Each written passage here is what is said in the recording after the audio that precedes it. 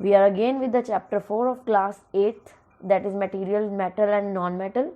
As in the previous video, we have discussed about the physical properties of the metals and non-metals, right? Includes malleability, ductility, their appearance, their color and all. Okay, so in this video we are going to start with chemical properties of metals and non-metals. So first of all, what are chemical properties?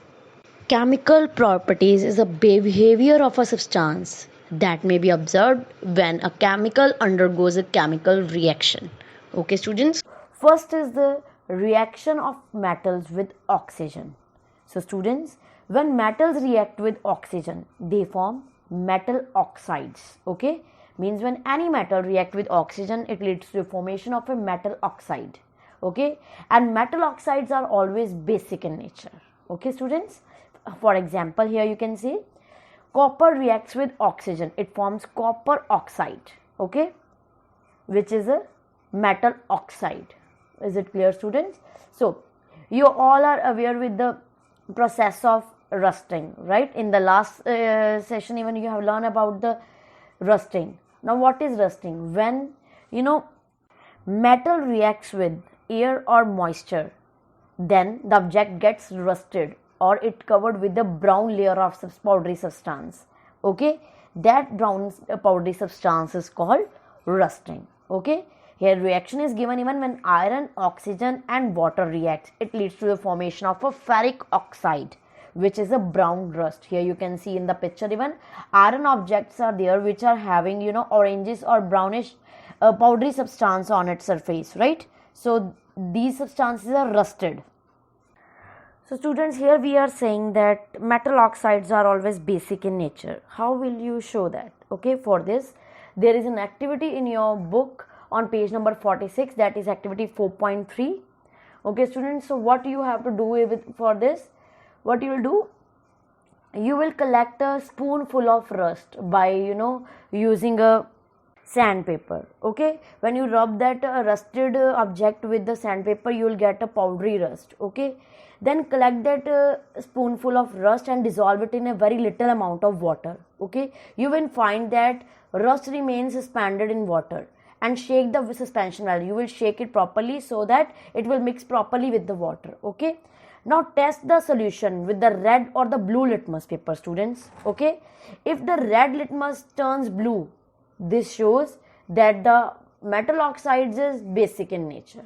Okay students, hope this activity is clear to you.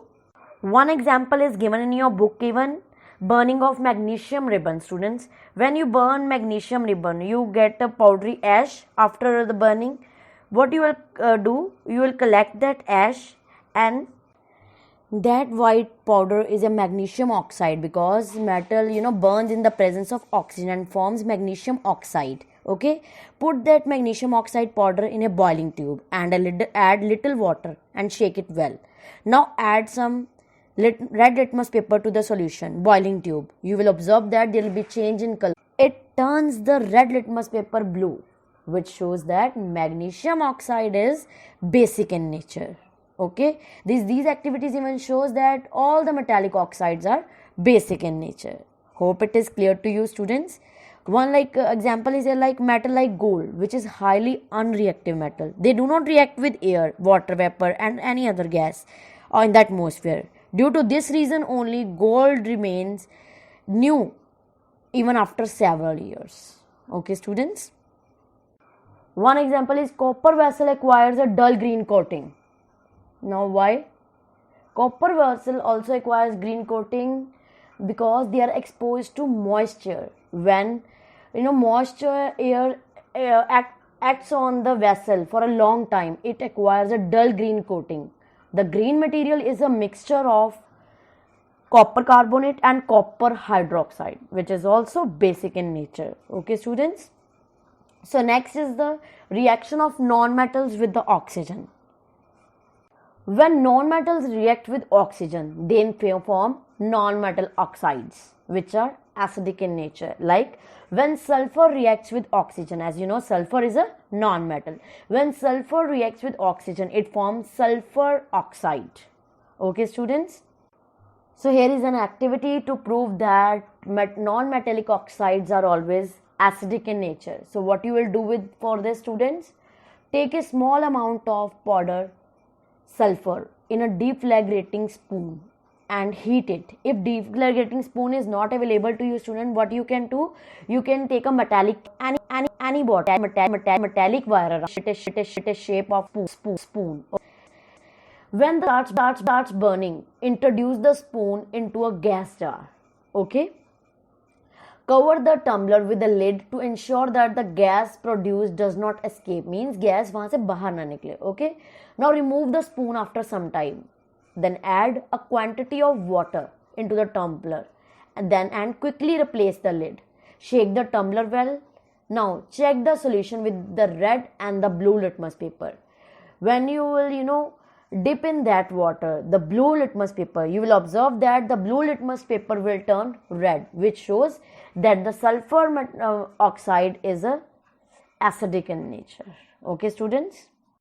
When sulfur reacts with air, means when sulfur burns in presence of air, then it forms sulfur oxide. Okay, and when you will add water in the jar and mix it well, means sulfur dioxide then reacts with water and it forms sulfurous acid, because when oxides reacts with water, then it forms acids. Okay, sulfurous acid turns blue litmus red.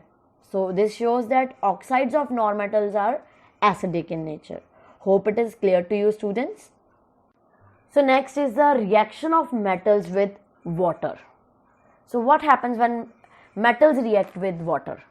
When metal reacts with water, they form metal hydroxide, students. Okay, when metal reacts with cold water, okay, then metal hydroxides plus hydrogen gas evolution takes place. Okay, but when metal reacts with steam, or we can say oxygen, then it oxygen and the moisture, even water also, okay, then it forms metal oxides plus hydrogen. Okay, students, here example is given. When sodium reacts with water, it forms sodium hydroxides plus hydrogen with the evolution of heat. Okay, students, as we know, sodium is a very reactive metal. It reacts vigorously with the air, as we have learned in the previous section even. Okay, it generates lots of heat in this reaction. That's why it is stored in kerosene. Okay, as you know, metal reacts with the water slowly, like iron reacts with water slowly and it gets rusted in the end, right? So if we talk about the non-metals do not react with water, so they may be reactive with the air. Such non-metals are stored in water, as we have like example is there phosphorus. Phosphorus is a very reactive non-metal. It catches fire if exposed to air. So to prevent the contact of phosphorus with atmospheric oxygen, it is stored in water. Okay, students.